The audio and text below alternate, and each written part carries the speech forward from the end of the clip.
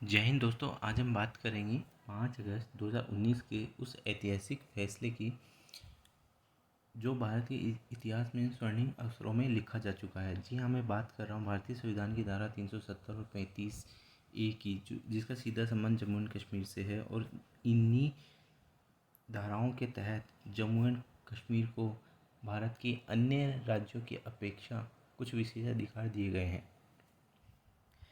तो सबसे पहले हम इस विषय पर चर्चा आगे बढ़ाने से पहले सबसे पहले हम ये जानते हैं कि जो अनुच्छेद 370 और 35 है, इसके अंतर्गत कौन से प्रावधान आते हैं जो कि जम्मू एंड कश्मीर पे लागू होते हैं।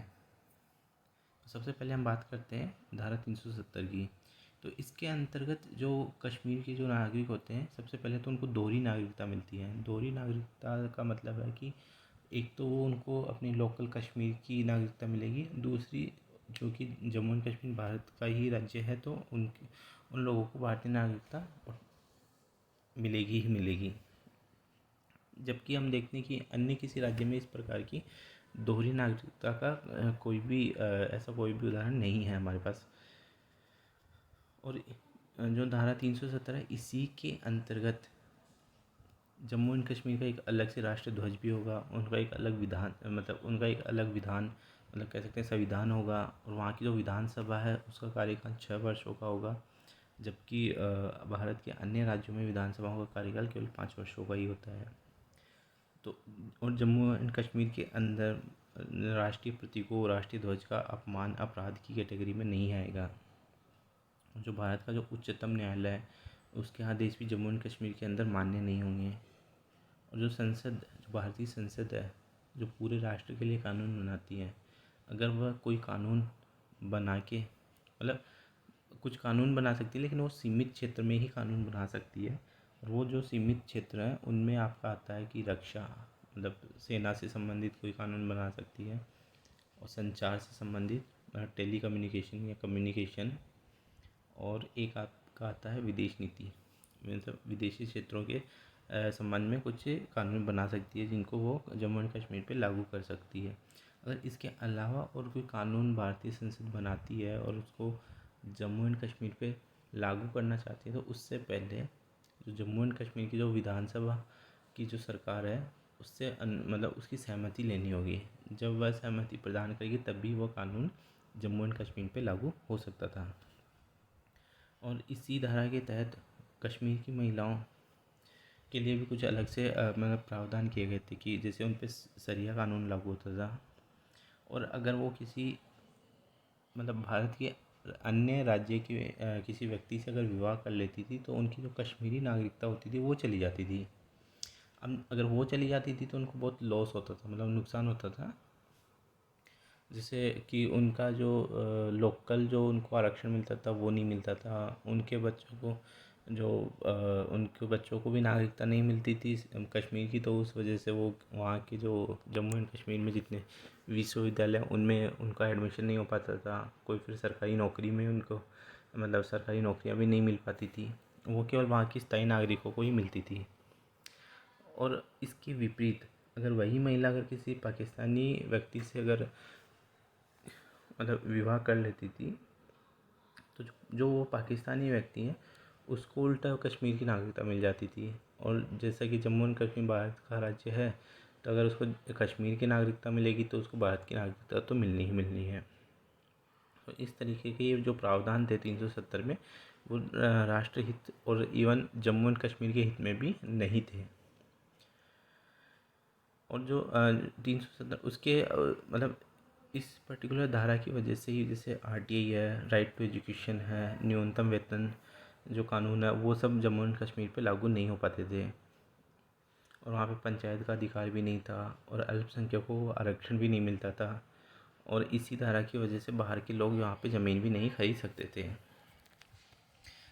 जबकि भारत के जो अन्य राज्य हैं, वहाँ के निवासी कहीं पे भी किसी भी अन्य राज्य में जाके रह सकते हैं, बस सकते हैं, नौकरी ले सकते हैं, सब कुछ उनको स्वतंत्रता है। बट इस पर्टिकुलर धारा की वजह से जम्मू एंड कश्मीर बाकी सब राज्यों से एक अलग थलग रहता था। अब हम जानते हैं कि धारा 35A क्या है। तो 35 से बेसिकली एक कह सकते हैं कि अगर हम इसको भारतीय संविधान की जो बुक है, अगर हम उसमें ढूंढने जाएंगे तो वहाँ पे हमें कहीं लिखा हुआ नहीं मिलेगा, क्योंकि ये भारत के संविधान में संशोधित करके नहीं बनाया गया था। मतलब भारत के संविधान में एक आर्टिकल आता है 368, जिसके तहत ही उसमें एक विधि लिखी हुई है कि भारत के संविधान में किस तरीके से अपन चेंजेस कर सकते हैं। तो जो 368 वाला जो आर्टिकल है, उसमें वो विधि बताई गई है कि ऐसे हम बिल पास करेंगे संसद में, ऐसे बहुमत मिलेगा, ऐसे राज्यसभा में पास होगा, इसी तरीके से अगर कोई कानून बनता है तब भी जो भारत का संविधान है उसमें संशोधन किया जा सकता है। तो जो ये 35A है वो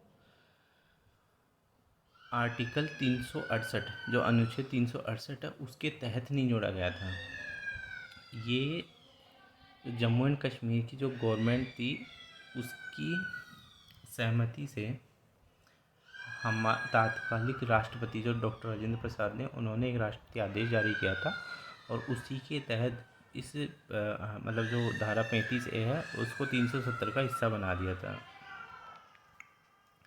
और जो अनुच्छेद 35A है इसमें मुख्यतः जो वहाँ की स्थायी नागरिक हैं, जो कश्मीर के जो स्थायी नागरिक हैं, उनकी पहचान करना, उनको नागरिकता देना और उनके हितों की रक्षा करना ही इसका मेन मोटिव था 35A का।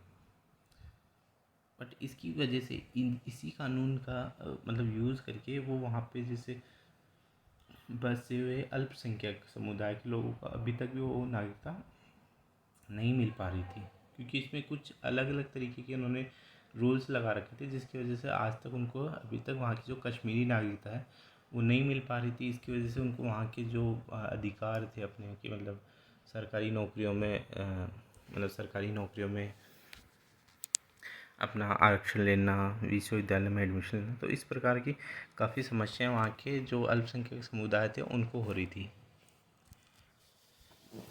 तो अब तक हमने ये समझ लिया है कि जो धारा 370 है और 35A है उसके अंतर्गत कौन कौन से प्रावधान जम्मू एंड कश्मीर के लिए भारतीय संविधान द्वारा किए गए थे।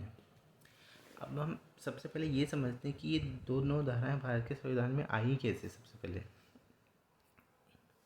तो इसके लिए हमें हमारे स्वतंत्रता जब भारत को आज़ादी मिलने वाली थी उस समय के आसपास जाना पड़ेगा।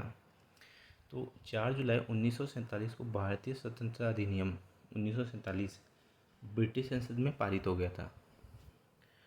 जैसे ये अधिनियम ब्रिटिश संसद में पारित हुआ और पास हो गया तो ये कंफर्म हो गया था कि 15 अगस्त 1947 तक भारत को आज़ादी मिल जाएगी।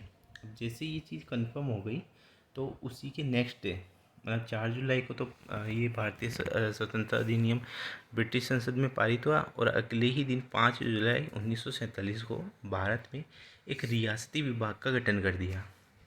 जो ये रियासती विभाग का जो गठन किया गया था वो इसलिए किया गया था क्योंकि आपको पता होगा कि जब भारत को आज़ादी मिलने वाली थी तो जो भारत का जो भौगोलिक क्षेत्र था तो उसमें से लगभग 60% जो भौगोलिक क्षेत्र था उस पर तो डायरेक्टली अंग्रेज़ों का शासन था, मतलब सारा कुछ वही संभालते थे। लेकिन जो 40% भाग था वो रियासतों में बटा हुआ था। अब जो रियासतें थी उनके अलग अलग राजा थे। तो अब यहाँ पे समझने वाली बात ये है कि जब भारत को आज़ादी मिलने वाली थी तो अंग्रेज़ों ने मतलब ये बोला कि जो वहाँ की जो देसी रियासतें भारत की उनसे यह कहा कि देखिए आप 15 अगस्त 1947 को आज़ाद हो जाओगे तो चाहे तो आप हिंदुस्तान में मतलब जो भारतीय स्वतंत्रता अधिनियम 1947 था उसमें एक और प्रावधान था कि जो भारत को दो भागों में डिवाइड किया जाएगा। एक वो भाग रहेगा जहाँ पे मुस्लिमों की जो पॉपुलेशन है वो बहुत ज़्यादा है तो उसको पाकिस्तान बोला जाएगा और जो बचा हुआ भाग है उसको भारत बोला जाएगा। तो भारत में दो जगह सबसे ज़्यादा मुस्लिम थे, एक आपका बांग्लादेश में जो अभी करंट में बांग्लादेश है उस टाइम वो पूरी पाकिस्तान हुआ करता था, और एक है पश्चिमी पाकिस्तान जिसमें आपका जो राजस्थान से सटा हुआ जो पाकिस्तान का भाग आता है वो वाला। तो इसके तहत तो अंग्रेज़ों ने देसी रियासतों के राजाओं को बोला कि चाहे तो आप इंडिया का पार्ट बन जाओ, चाहे तो आप पाकिस्तान का पार्ट बन जाओ, या फिर अपने आप को अगर आप स्वतंत्र रखना चाहते हो तो आप स्वतंत्र भी रह सकते हो। इस तरीके के ऑप्शन उनको दे दिए। तो अब सोचने वाली बात है कि कौन राजा चाहेगा कि वो मतलब अपना शासन ख़त्म कर ले और अपनी शक्तियाँ किसी राष्ट्र को दे दे और उसके अंडर में वो काम करे, उसके सारे मतलब ऐशो आराम पैसा वैसा सब ख़त्म होने लग जाएगा। तो इसी वजह से इस चीज़ को ख़त्म करने के लिए भारत ने एक रियासती विभाग का गठन किया और जिसके अध्यक्ष सरदार पटेल जी को बना दिया। उन्होंने धीरे धीरे एक एक राजाओं से बात करना शुरू की। करते करते करते 15 अगस्त 1947 तक लगभग सभी रियासतों का उन्होंने एकीकरण कर लिया। लेकिन फिर भी 3 रियासतें बची रही थी, जूनागढ़, हैदराबाद और जम्मू एंड कश्मीर। ये थोड़ी बड़ी रियासतें थी, इनके पास अपनी सेना भी हुआ करती थी। तो इस वजह से ये थोड़ा सा मतलब आनाकानी कर रही थी कि बोला हम तो हस्ताक्षर नहीं करेंगे, हम तो स्वतंत्र ही रहेंगे। तो ऐसे कुछ कुछ बोले जा रहे थे। तो क्या डिसाइड हुआ उस टाइम, मतलब सरदार पटेल जी ने जूनागढ़ और हैदराबाद को तो अपनी कूटनीति से, चाहे वो हम कहें कि बल से या फिर किसी भी तरीके से हम कहें, उन्होंने जूनागढ़ और हैदराबाद को तो भारत में विलय कर लिया। फिर बस एक एक चीज़ फंस रही थी, वो थी जम्मू एंड कश्मीर का। जो जम्मू एंड कश्मीर को विलय करने के लिए जो भी समझौता हुआ या जो भी बातचीत हो रही थी या जो भी मीटिंग्स हो रही थी, उसमें जो भागीदारी ले रहे थे वो जवाहरलाल नेहरू जी ले रहे थे। तो अब हम थोड़ा सा कश्मीर के उस समय की स्थिति के बारे में जानते हैं। तो जब ये विलय का जब ये चर्चाएं या जब मीटिंग्स चल रही थी, तो उस टाइम जो जम्मू एंड कश्मीर के जो महाराजा थे वो हरी सिंह थे। तो उनके मन में हमेशा यही चलता रहता था कि मैं ना तो पाकिस्तान से मिलूँगा ना इंडिया से मिलूँगा, मैं तो अपना अलग ही रहूँगा, अपना ही अलग शासन करूँगा ये सब। लेकिन अब आप देखिए उस टाइम, क्योंकि भारत पाकिस्तान की दुश्मनी तो तभी से चलती आ रही है। अब दो दुश्मन देशों के बीच में एक छोटा सा राज्य कैसे मतलब स्वतंत्र रह सकता है? ये तो नॉर्मल सी बात है। अगर उसको स्वतंत्रता छोड़ा जाएगा, या तो पाकिस्तान कब्जा कर लेगा, पाकिस्तान नहीं करेगा, तो मतलब वो कैसे, मतलब ये तो पॉसिबल ही नहीं था। तो इसी वजह से अब वही था कि जब कश्मीर के जो राजा थे हरी सिंह जी ने विलय पत्र, भारत के विलय पत्र पे साइन किया, नहीं तो इसका फ़ायदा किसने उठाना चाहा? उसने, मतलब पाकिस्तान ने। तो पाकिस्तान ने क्या किया, एक उग्रवादियों की सेना बनाई।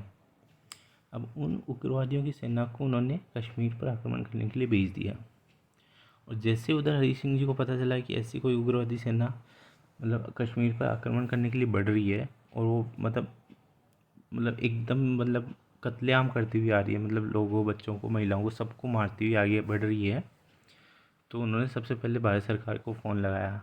बोला कि हमारी हेल्प कीजिए, हमारी सहायता कीजिए, ऐसे ऐसे मतलब अब एक उग्रवादी सेना है पाकिस्तान की तरफ से आ रही है, एकदम बेहद ही कत्लेआम कर रही है। तो उस समय जैसे उन्होंने फ़ोन किया, तो दिल्ली में एक मीटिंग बैठी। दिल्ली में जो मीटिंग बैठी उसमें 3 लोग थे। एक आपके पंडित जवाहरलाल नेहरू, दूसरे सरदार पटेल जी, और उस समय के हमारे भारत के वाइसरॉय माउंटबेटन। तो माउंटबेटन ने बोला कि कश्मीर तो अभी मतलब भारत का पार्ट ही नहीं बना है, हम उसकी कैसे हेल्प करें? तो ये बात हरी सिंह जी को बताई गई।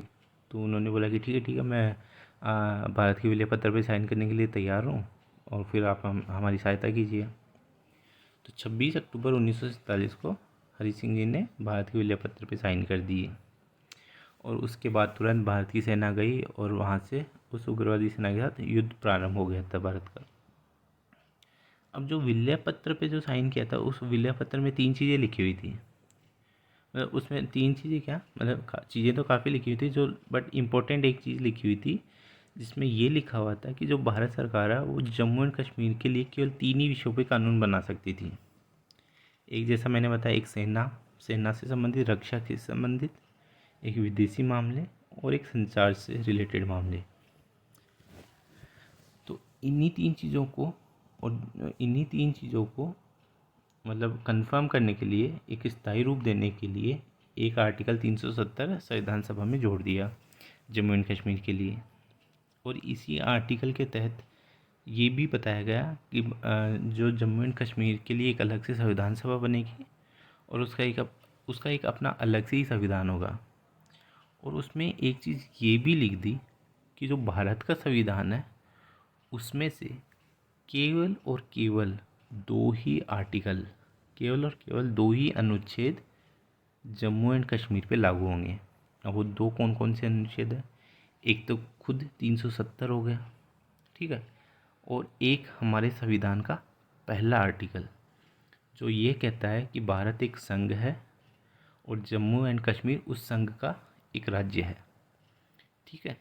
अब ये ही दो अनुच्छेद कश्मीर पे लागू हो सकते थे। इसी वजह से जो भारत में जो संविधान को संशोधित करने का जो आर्टिकल है जो मैंने बताया था, अनुच्छेद 368, उसके तहत हम इस अनुच्छेद को नहीं हटा पा रहे थे। तो अब इसी वजह से मतलब ऐसा ऐसा मेरा सोचना है कि इसी वजह से शायद अभी तक मतलब ये हटा नहीं पा रहे थे। और इसके और भी रीज़न हो सकते हैं, राजनीतिक कारण हो सकते हैं। उसके उसका मतलब ये मेरा एक थोड़ा सा पर्सनल व्यू है। खैर हम थोड़ा और आगे बढ़ते हैं। तो और इसी के तहत जैसे 370 जुड़ गया और उसी के मतलब 3-4 साल बाद जैसा मैंने बताया था कि एक राष्ट्रपति आदेश निकला था 1954 में, और उसी के तहत 35A का अनुच्छेद 370 से मतलब उसके साथ मतलब 370 के साथ जोड़ दिया गया था। तो इस प्रकार हमने ये समझ लिया कि 370 और 35A भारतीय संविधान में आए कैसे हैं। अब मैं आपको एक ये दिखाता हूँ। ये एक्चुअली जब जो पाकिस्तान जो हमारा मतलब 14 मई 1954 को जो राष्ट्रपति आदेश निकला था, ये उसका कॉपी है जो हमारे तात्कालिक राष्ट्रपति डॉक्टर राजेंद्र प्रसाद ने निकाला, मतलब उन्हीं के हस्ताक्षरों से निकला था। ये जितने भी डॉक्यूमेंट्स अगर आप इंटरनेट पर सर्च करेंगे तो आपको मिल जाएगा। मैंने वहीं से लिया है बेसिकली। अब हमको ये तो पता चल गया है कि ये दोनों धाराएं भारतीय संविधान में ऐड कैसे हुई। अब हम ये समझते हैं कि इसको हटाया कैसे गया। तो अब देखो, अब अगर हम देखें तो ये तो 5 अगस्त 2019 को ये फैसला हुआ था। बट क्या आपको लगता है कि एक ही दिन में ये सब कुछ हो गया होगा कि एक ही दिन में मतलब बिल पास किया, वो मतलब बिल पेश किया और वो राज्यसभा में पास हो गया और लोकसभा में भी पास हो गया, कानून बन गया? नहीं, ऐसा ऐसा नहीं है। अगर आप इसकी स्टडी करेंगे तो आप खुद पाएंगे कि एक मतलब काफ़ी एक लंबी मतलब एक प्लानिंग थी जिसके तहत इसको एग्जीक्यूट किया गया था। तो सबसे पहले अपन चलते हैं 2019 के जो जम्मू एंड कश्मीर के जो विधानसभा चुनाव हुए थे उसके बारे में थोड़ी सी जानकारी ले लेते हैं। तो जो जम्मू एंड कश्मीर के में जो टोटल विधानसभा की सीटें वो 111 हैं, और 111 में से केवल 87 सीटों पे अभी इलेक्शंस होता है। जो बची हुई 24 सीटें हैं वो हमने पीओके के लिए संभाल के रखी हुई है, क्योंकि पीओके भी तो भारत का ही पार्ट है। तो जिस दिन हम पीओके को मतलब ऑफिशियली अंदर ले आएंगे, जब वहाँ पे शांति व्यवस्था सुदृढ़ हो जाएगी तो वहाँ पे भी इलेक्शन होंगे, तो जो 24 सीटें हैं वो वहाँ से आएंगी। अब जब 2019 के जब इलेक्शन हुए तो वहाँ पे 3 सीटें मतलब बढ़िया मतलब जिन्होंने अच्छी अच्छी सीटें प्राप्त करी थी उनमें से एक थी बीजेपी जिसने लगभग 25 सीटें मिली थी। एक पीडीपी जिसकी मुखिया आपको पता होगा महबूबा मुफ्ती है, उस पार्टी ने 28 सीटों के आसपास सीटें जीती थी। और एक नेशनल कॉन्फ्रेंस एनसी जिसके मुखिया फ़ारूक अब्दुल्ला साहब हैं, और बाकी अदर्स में थी 16 सीटें। तो अब जो ये पीडीपी और एनसी है ये एक दूसरे की विपक्षी पार्टियां हैं, इनकी आपस में बनती नहीं है। तो जो बहुमत चाहिए विधानसभा में सरकार बनाने के लिए, जो बहुमत चाहिए हमें पता होता है कि आधे का एक ज़्यादा, वो 87 का तो हाफ क्या करेंगे, 88 का हाफ करेंगे तो आ जाएगा 44। तो जो सरकार बनाने के लिए जो बहुमत पेश करना था वो 44 सीटों के साथ पेश करना था। अब इनमें से एक भी पार्टी ऐसी नहीं है कि जिसके पास अपना खुद का बहुमत हो, और पीडीपी और एनसी आपस में बनाएंगे नहीं। तो जो फाइनली जो सरकार बनी वो बनी बीजेपी प्लस पीडीपी की। ठीक है। अब कुछ समय बाद बीजेपी ने क्या किया कि अपना समर्थन वापस ले लिया। जैसे ही समर्थन वापस लिया उधर विधानसभा में सरकार गिर गई। अब आप लोगों को पता है कि भाई जैसे ही विधानसभा भंग हो जाती है तो राज्यपाल का शासन लग जाता है। तो उस समय वहाँ के जो राज्यपाल थे सत्यपाल मलिक वो थे। तो उन्होंने 20 जून 2018 को एक आदेश निकाल के राज्यपाल शासन जम्मू एंड कश्मीर में लगा दिया। तो जो राज्यपाल शासन होता है वो अधिकतम 6 महीने के लिए ही लग सकता था। तो उन्होंने जब 20 जून 2018 को लगा दिया तो जब 19 दिसंबर 2018 मतलब 6 महीने होने से एक दिन पहले राज्यपाल ने भारत के राष्ट्रपति को पत्र लिखा कि देखिए जम्मू एंड कश्मीर में हालत अभी भी सुधरे नहीं है, वहाँ पे कोई पार्टी बहुमत साबित नहीं कर पाई है और ना किसी की सरकार बनी है। तो आप एक काम कीजिए, जो अनुच्छेद 356 है वो किस लिए होता है, राष्ट्रपति शासन लगाने के लिए, तो आप राष्ट्रपति शासन जम्मू एंड कश्मीर में अप्लाई कर दीजिए। तो जैसे ही उनको मतलब जम्मू एंड कश्मीर के राज्यपाल से ये सूचना आ गई तो राष्ट्रपति जी ने अपना एक आदेश निकाला 20 दिसंबर को और वहाँ पे राष्ट्रपति शासन लागू कर दिया। तो उसमें एक चीज़ लिख दी उन्होंने, उस राष्ट्रपति आदेश में एक चीज़ उन्होंने ऐड कर दी। उन्होंने ऐड कर दिया कि जम्मू एंड कश्मीर की जो विधानसभा है उसका दायित्व संसद द्वारा निर्वाह किया जाएगा। बेसिकली इस चीज़ का मतलब है कि जो जम्मू एंड कश्मीर की जो विधानसभा है उसके पास जो शक्तियाँ हैं वो शक्तियाँ अब किस में आ गई है, संसद में आ गई है। कि भाई जब वहाँ पे विधानसभा ही नहीं है तो उसका काम तो कोई ना कोई करेगा। तो अब चूंकि वहाँ पर राष्ट्रपति शासन लागू हो गया तो उसका जो भी काम है या उसका जो भी शक्तियाँ हैं वो किस में आ गई हैं, संसद में आ गई हैं। तो इस बात को ध्यान रखिएगा, ये आगे काम आएगी। अब हम बढ़ते हैं तो इसका मतलब क्या हो गया अगर सीधे सीधे शब्दों में देखा जाए तो कि जो जम्मू कश्मीर की जो विधानसभा है वो क्या हो गई, भारत की संसद हो गई। अब आ जाते हैं हम 5 अगस्त की बात पे। 5 अगस्त 2019 सुबह सुबह राष्ट्रपति जी ने एक और आदेश निकाल दिया। उन्होंने क्या आदेश निकाला, मतलब जो भारत का जो संविधान है उसमें एक और अनुच्छेद है 367। वो अनुच्छेद बेसिकली है क्या, वो इंटरप्रिटेशन का अनुच्छेद है। मतलब संविधान में जहाँ जहाँ जो जो चीज़ें लिखी हुई है उनका मीनिंग क्या है वो ये चीज़ बताता है। ठीक है। तो उन्होंने जो आदेश निकाला उसमें एक छोटी सी चीज़ उन्होंने क्या ऐड करी कि जो जम्मू एंड कश्मीर की जो संविधान सभा है वो आज से क्या हो गई, जम्मू एंड कश्मीर की विधानसभा हो गई। क्योंकि हमें पता है कि संविधान सभा तो बनी थी लगभग 1954-52-53 के समय में, जब हम आज़ाद हुए थे उसके 1-2 साल बाद। ये जम्मू एंड कश्मीर की संविधान सभा है, भारत की बात नहीं कर रहा हूँ। तो उन्होंने अपना संविधान बनाया 3-4 साल में और 1956 में ये बर्खास्त हो गई। अब जब संविधान सभा 1956 में बर्खास्त हो गई तो आज वो कहाँ से आएगी। तो इसलिए उन्होंने एक आदेश जारी कर दिया कि जो जम्मू एंड कश्मीर की जो संविधान सभा, जहाँ पे भी कहीं संविधान में संविधान सभा लिखी हुई है जम्मू एंड कश्मीर की, उसकी जगह हम मान लेंगे कि जम्मू एंड कश्मीर की जो आज की विधानसभा है वो ही है। तो बोला ठीक है। तो अब ये देखिए, ये जो 2 चीज़ें जो मैंने बताई हैं कि जो जम्मू एंड कश्मीर की जो विधानसभा है उसका दायित्व कौन निभा रहा है, अभी संसद। और जो जम्मू एंड कश्मीर की जो संविधान सभा उसका दायित्व कौन निभा रहा है, विधानसभा। ये देखिए इस तरीके की जो लैंग्वेज और इस तरीके की जो अनुच्छेद में जो लाइनें जोड़ी गई हैं वो इस वजह से जोड़ी गई हैं। अभी हम आगे देखेंगे कि इनका क्या यूज़ है। जो बेसिकली जो अनुच्छेद 370 है उसके 3 पार्ट थे बेसिकली। तो 3 पार्ट जो हैं उनमें से जो पहला पार्ट है जो हम पहले डिस्कस कर चुके हैं, ये क्या क्या प्रोविजंस है जो कि जम्मू एंड कश्मीर को अलग से दिए गए थे, वो सब चीज़ें आती हैं। और जो दूसरा पार्ट है वो भी कुछ ज़्यादा कुछ खास नहीं था। वो तात्कालिक उस समय के वर्तमान जो उस समय की स्थिति थी 1956 के आसपास की, वो उस समय के लिए बनाया हुआ था कि क्योंकि विधानसभा अपना काम कर रही, मतलब विधानसभा अपना काम कर रहे थे, उनको 2-3 साल लगने वाले थे संविधान को लिखने में। तो इस बीच में कुछ तो निर्णय हुए ही होंगे भारत सरकार और जम्मू कश्मीर की सरकार के बीच में। उन्होंने कुछ मतलब कुछ चर्चाएं की होंगी, कुछ सहमतियां दी होंगी।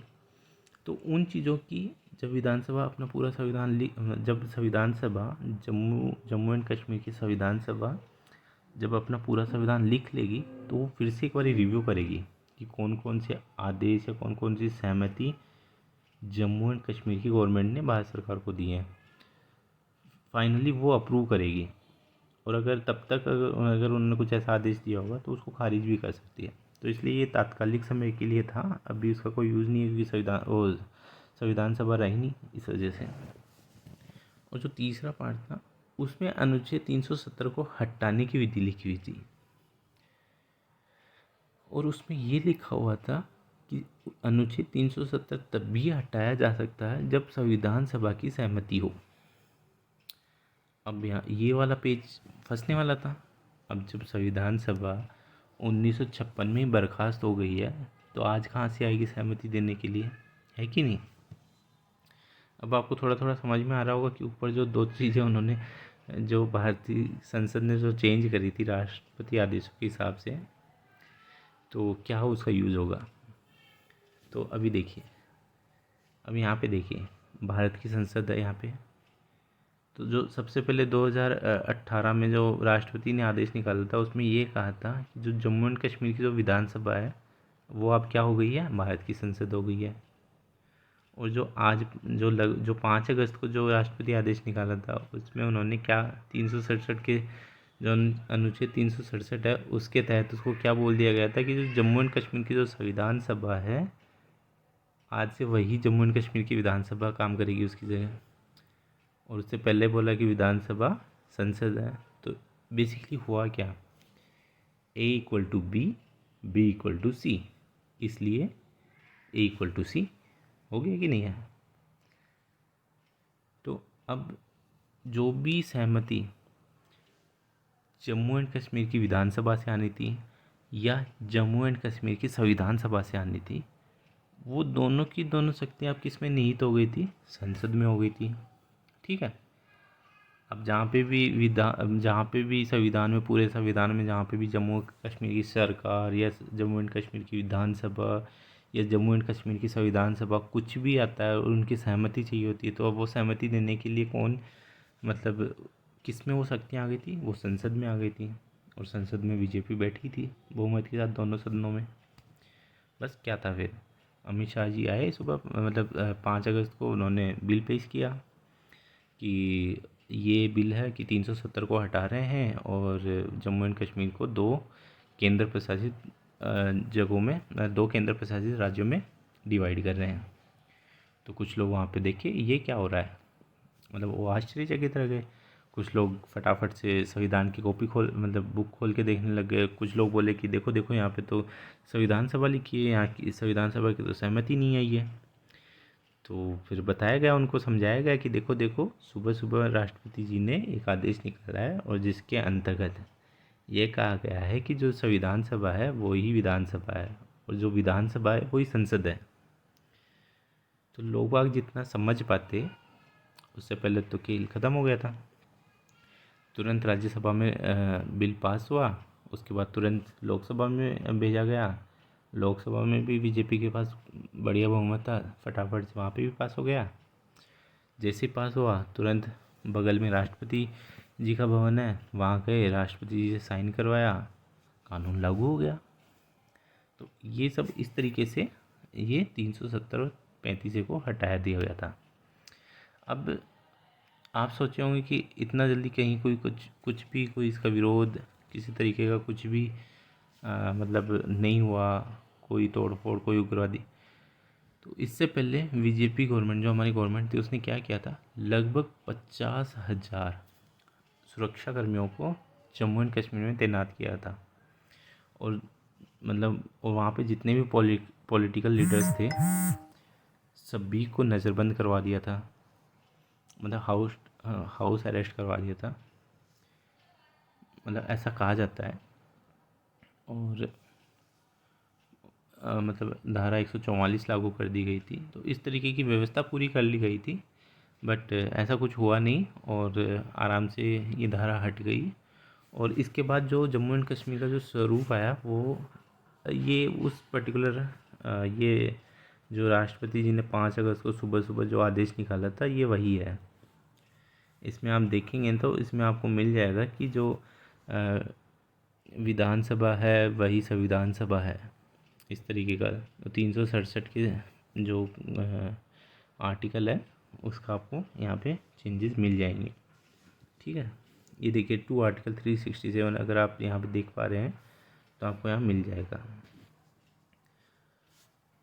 अब जो 370 हटने के बाद जो जम्मू एंड कश्मीर का जो स्वरूप आया वो इस तरीके का था कि जम्मू एंड कश्मीर एक यूटी बनेगा, लेकिन उसमें आपका विधानसभा होगा।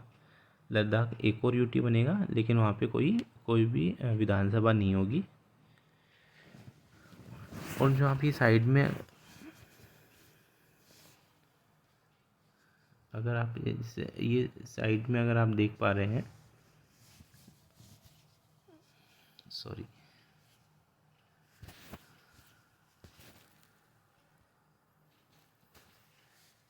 अब जो ये साइड का ये पोर्शन देख पा रहे हैं ये हमारा पीओके है। और ये वाला जो पोर्शन है वो आस्काई चीन है।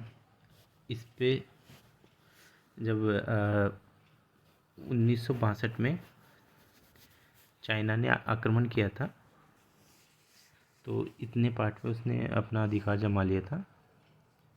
और ये वाला जो पार्ट था उस पे पीओके जब 1947 में जब वो उग्रवादी सेना इधर से ही आई थी तो वो यहाँ तक आ गई थी, तो इसी वजह से ये वाला पार्ट अभी पाक ऑक्यूपाइड कश्मीर कहलाता है।